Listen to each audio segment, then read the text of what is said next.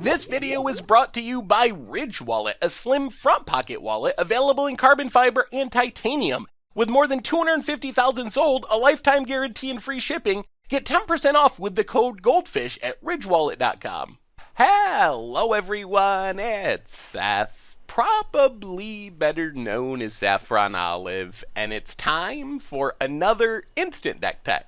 So as you know, Tuesday means it's Type 2 or Standard Tuesday, and we have a pretty interesting elf list to look at today. This is Radha Elves. It comes to us from Shinohara Koturu, who took it to a top 8 finish in a small Japanese tournament, so congrats to Shinohara on a really unique elf deck. A quick reminder before we break down Radha Elves for Standard. If you enjoy this deck, and you'll want to see it made into videos, take a minute, click the like button, the subscribe button, leave a comment, anything you can do to support your deck, because whichever deck is most popular gets a shot at being made into videos next week. So Radha Elves is basically elves with a twist that hopefully makes it a little bit better than normal elves in a metagame where Turbo Fog is a fairly popular deck. So let's break this deck down. We start off with the elf tribal part of the deck, and the deck really is straight up elf tribal. Every creature in our deck is an elf, and they're looking to benefit from our 2 elf lords. So we have Elvish Clan Caller,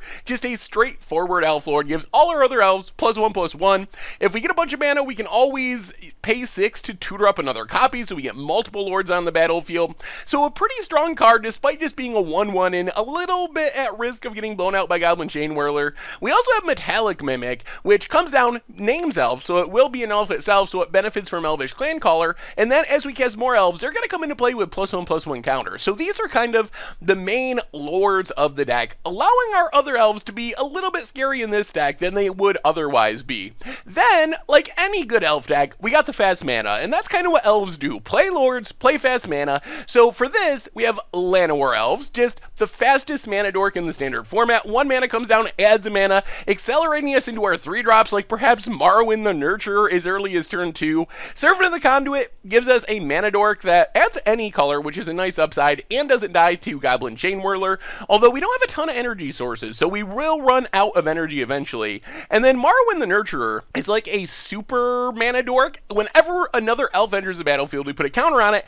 adds mana equal to the numbers of counters on it. So if we could play this maybe on turn 2 from Llanowar Elves and cast a bunch more elves throughout the course of the game, not only is it going to eventually be tapping for 4, 5, 6 mana, but it's also going to become a really huge creature where it's a realistic threat to just attack our opponent as well. So that's our fast mana plan. Then we have our big Beter Elves. So for this, we just have a bunch of really efficient creatures. Thorn Lieutenant has proven itself in mono green Stompy to just be a very good 2-drop. A 2/3 for 2, already fine stats. We have a ton of mana production, so pumping it for 6 mana is pretty realistic in our deck in the mid to late game. And then it does a little something if it gets targeted by an ability. So if our opponent wants to Abrade it, or Vraska's Contempt it, or Lightning Strike it, we're getting a token, a 1/1 left over, and it's an elf token. So it's going to trigger all of our synergies, get a counter from Metallic Mimic, and pump our Morrowind, and all that stuff. So it even is more synergistic in this deck than most decks, where it's just a random token. We get an on-tribe token from Thorn Lieutenant. Steel Leaf Champion, just really, really big. We can do just like Mono Green Stompy, play Llanowar on turn 1, Steel Leaf Champion on turn 2. That by itself beats some decks. They gotta have that removal right away, or we're just gonna smash them with this massive 5/4 for just 3 mana, and it even gets bigger from our lords. And then Rishkar kind of walks the line between this weird pump spell, making our creatures bigger, also letting us add extra mana. Like, if we get a bunch of counters on things with Metallic Mimic, suddenly we can tap all of our elves for mana, and just produce tons of mana, pump our Thorn Lieutenant a bunch, search up more clan colors, etc, etc. The sweet thing about this deck, though, is Grand Warlord Radha, and Grand Warlord Radha is an elf, and it makes a ton of mana. So it comes down, whenever it attacks, we get to add mana of red or green equal to the number of attacking creatures we had that turn. So if we attack with a whole bunch of elves, let's say 5 elves, we're going to get 5 extra mana, which makes it another awesome mana production source, while also being pretty fine on its own. A 3/4 haste attacker for 4 isn't that bad. The sweet thing, though, is this helps us set up Bane Fire. And Bane Fire is our solution to what is one of the biggest problems for a deck like Elves, and that is just getting turbo fogged into oblivion. If we're just trying to attack with Elves, it would be really, really easy for our opponent to just be like, okay, fog your attack, okay, fog your attack, play White Teferi, draw a card, fog your attack, and eventually combo off and win.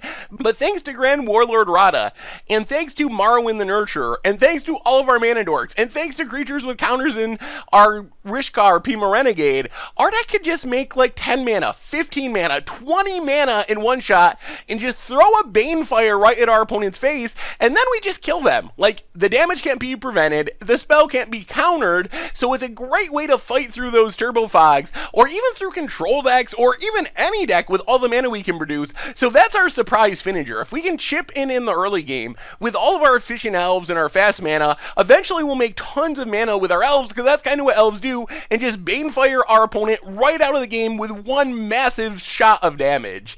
Otherwise, Song of Frailes, another way to add mana, kind of like the backup version of the Metallic Mimic Rishkar combo, just lets all of our creatures tap for mana. So if we can time it right, where we are playing this the turn before we want to Banefire our opponent, suddenly all of our creatures are mana dorks, we tap all of our random stuff, massive Banefire to the face. Also, third lore counter pumps our creatures, which is nice. Driven to Despair is a nice source of card advantage. We can cast it, attack with all of our stuff, draw a bunch of cards. If we can Aftermath it with like our Servant of the Conduit or an Ether Hub or something, then we're able to make our opponent discard their hand, also great against Turbo Fog. Vivian Reed, just a repeatable source of card advantage that gets rid of artifacts and enchantments. Mana base, Heshep Oasis does a little bit more pumping. We do have the Ether Hubs to fix our mana, Rootbound Crag, Unclaimed Territory, Forest. One of the nice parts about this deck is even though we're kind of 3 colors, counting Driven for Despair, and definitely 2 colors, we still manage to get by with essentially all untap lads, so we shouldn't have too many mana problems. In the sideboard, for aggro, we get Magma Spray and Ether Hub for killing early creatures, gaining life, Reclamation Sage for artifacts and enchantments. For slower, more controlling matchups, we get a bunch of card advantage and protection, Shaper's Sanctuary to draw us cards when our opponent targets our stuff, Bestiary does some scrying and card draw, Heroic Intervention to fizzle like Settle the Wreckages, Fumigates, some Planeswalkers, really good in grinding matchups, we can Ultimate Nissa Vital Force and draw a bunch of cards, or just pressure with the 5/5 tokens, more Vivian Reeds, and that is Radha Elves for standard. Looking to Banefire some people out of the game, which is just such a sweet way to build an elf deck, and probably pretty effective in our current meta, where people are trying to fog people out of the game, and that's like the devastating part of being an aggro deck, is you just get turbo fog so easily. It makes it so hard to play a deck like Mono Green Stompy, while playing like a deck that's similar to Mono Green Stompy in Radha Elves, but also has this backup finish that does not care about turbo fog or counter spells whatsoever. Seems like a pretty interesting place to be at the moment. So anyway, that's Better It's a Deck for today. Radha Elves for standard. Thank you so much for watching. I hope you enjoyed the video, and I will talk to you soon. Thanks for watching the video. If you enjoyed it, help us out by clicking that like button down below. And to keep up on all the latest and greatest, click that subscribe button. And don't forget to hit that bell icon to get alerts whenever we have new videos. And if you want to, check out some of our other sweet videos here and here.